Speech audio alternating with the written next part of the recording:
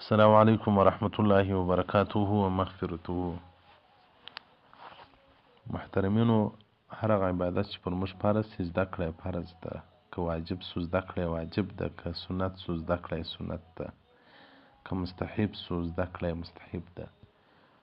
نو په عباداتو کې یو عبادت چې رمضان یا صومه د رمضان چې د غټه روژه ده پر موږ فرض ده. پر امت مسلمه زده کړه یې هم فرض ده. باید مفسدات و مکروهات د روژې ځان ته معلوم کړو. په روژه کې ژاولې ژوول دا مکروه عمل دی. وایي که ژاولې تورې وي روژه ماتېږي، که سپینې وي روژه په ماتېږي نه، په مکروه کېږي. البته اوسنۍ ژاولې نه ښیي، یا پخوانۍ ژاولې چې له بوټو څخه جوړېدلې. اوسنۍ ژاولې کې هم خوند شته، هم بوی شته، هم رنګ شته، روژه هم ماتېږي. او څکل د شي مکروه دي. فقهای کرام وایي بې له عذره. البته وایي که یو ښځه خاوند یې بد اخلاقه و، یا یو اشپز یو ځای مزدور دی اشپزي کوي، هغه سیټ و هغه بادار یې بد اخلاقه و، نو که ډوډۍ بل منګی د ښکنځل کوي، نو بیا کولی شي چې دا شي خوند وګوري چې تریو دی او که خوږ. او دغه رنګه که یو ښځې ماشوم ته یو شی ورکاوه، مثلا ډوډۍ، هغه ډوډۍ خوند یې کتی چې اوس خوږه ده که نه ده خوږه. نو که په کور کې بله داسې ښځه نه وه چې هغه دې روژه خوري. بعضې کورو کې داسې ښځې وي چې هغه په ښځینه مرضي مبتلا یي، روژه نه نیسي ځکه شرعي عذر دی. هغې ته دې ووایي چې دا زما د زوی د ډوډۍ خوند وګوره. که د ټول کور روژې وي، بیا دې ته روا ده چې هغه د ماشوم د ډوډۍ خوند وګوري. او دغه رنګه وایي په استنجا کې مبالغه کول دا مکروه دي، چې په روژه کې سړی په استنجا کې مبالغه کوي. بعضې خلک داسې استنجا وایي چې هغه ګوتې لا ورسره داخلي سي، هغه مخرج لره. او دغه رنګه په مزمزه او په استنشاق کې مبالغه کول. استنشاق مزمزه دې ته وایي. مزمزه په خوله اوبه ګرځول، په اوداسه کې استنشاق په پزه اوبه ګرځول. نو په روژه کې سړی غسل کوي که اودس کوي، په دا مزمزه او په پزه اوبه ګرځول، په خوله اوبه ګرځول، په دې کې به ډېر احتیاط کوي. او دغه رنګه فقهای کرام یې مکروه دي هغه باد اچول په اوبو کې. سړی لمبېږي په حوض کې، سړی په حوض کې یا په جاري اوبو کې ناست دی، باد پرې ایسي ځینې، دا مکروه دي. ځکه هلته چې باد راوځي خامخا هغه د مخرجو د هغه ځای خوله خلاصېږي، اوبه ننوځي. نو دا مکروه عمل دی. او نه دې غټې بولې په اوبو کې کوي په روژه کې. دغه هم مکروه دي، خو په روژه کې بیا دا روژې ته کراهت ورولي. او دغه رنګه مکروه دي روژتي لره چې په خوله کې ناوړې راجمع کړي، ورسته یې بیا تېرې کړي. بعضې خلک درځي باره دا ناوړې راجمع کوي، بل وار غوړپ ځینو کې تېرې کړي. دا عمل مکروه دي، روژه مکروه کوي.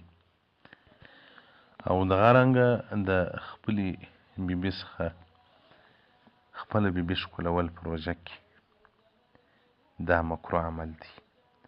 البته فقهای کرام وایي که څوک پر ځان باندې مطمئن و چې زما شهوت نه راپورته کېږي، نو بیا پروا نه لري.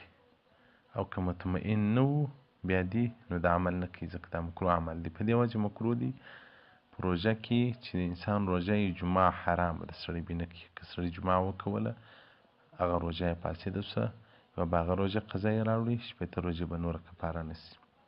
نو هغه دواعي د جمعه چې هغه سبب و جمعه ته جوړېږي، هغه هم حرام ګرځي. نو دغه ښکلول د خپل بیبي په هغه صورت کې چې امن د شهوت وي، سړي ته هېڅ بیره نه ورلوېږي چې زموږ څه دې کار خراب شي، بیا څه مشکل وای نه لري. خو که هغه بیره وه، بیا به احتیاط کې. البته اوسني ځوانان دي ډېر ځانونه کنټرول کړي، ځکه د هغو سره تقوا ډېره نشته. اکثر وخت مشکلات هم پېښ سوي، په روژه کې جمعه سوي، بیا کفارې هم په وس نه وي په رهبرانو، د الله په یو عذاب اخته سي. او دغه رنګه وایي د ښځې مسح کول چې سړی لاس په ووهي، هغه هم داسې که په شهوت پیره دی ورته مکروه دي، که نه پروا نه لري. او هغه وایي ښکلول فاحشه هغه دا دي چې شونډان زبېښي یا پلانکی کي، دا نو وایي مکروه دي علی الاطلاق. او دغه رنګه مباشرت فاحشه مکروه عمل دی، روژه په مکروه کېږي. هغه وایي دا دي چې یو دا بل فرج ته لاس وروړي دا مکروه عمل دی په روژه کې دی نه کیږي.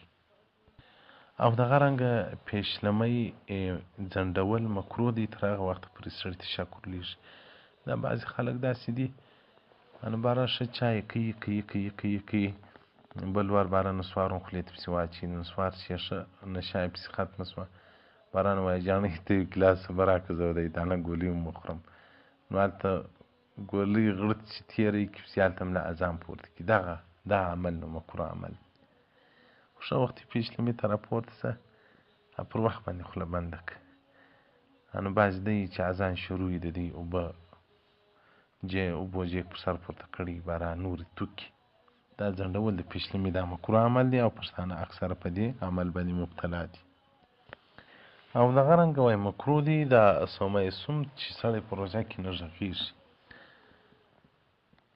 نو غږېدل پروا نه لري بلکې باید سړی په نیکو خبرو باندې وغږېږي نیک مجلس له چا سره وکړي البته غیبت کول بهتان ښکنځل دا شیان بیا ټول مکروه دي روژه مکروه کوي. او دغه رنګه ښکنځل په روژه کې کول غیبت کول هره ګناه کول دا روژه مکروه کوي روژې ته کراهت ورولي. کوشش وکړئ دغه معصومه مبارکه میاشت په طاعت او په عبادت تېره کړئ داسې مه کېږئ لکه دا د اوس زمانې خلک د جمعې شپه او د جمعې ورځ په ورکو تېروي نور ورځې بیا د دنیا په بزنس اخته وي. دا روژه کې چې دا د پښتنو بعضې مناطق ما لیدلي دي بازارونه به خلاص ول په دا تړو باندې به ورکې وچکې شروع وي الله جل جلاله دې هدایت راته وکړي. نو د هغه مکروهات د روژې دي انشاءالله الرحمن په دومه خپرونه کې به بیا هغه مفسدات چې روژه فاسدي هغه څه درته بیان کړو. فتاوی هندیه جلد اول صفحه 191 الباب الثالث. والسلام علیکم ورحمة الله وبرکاته ومغفرته.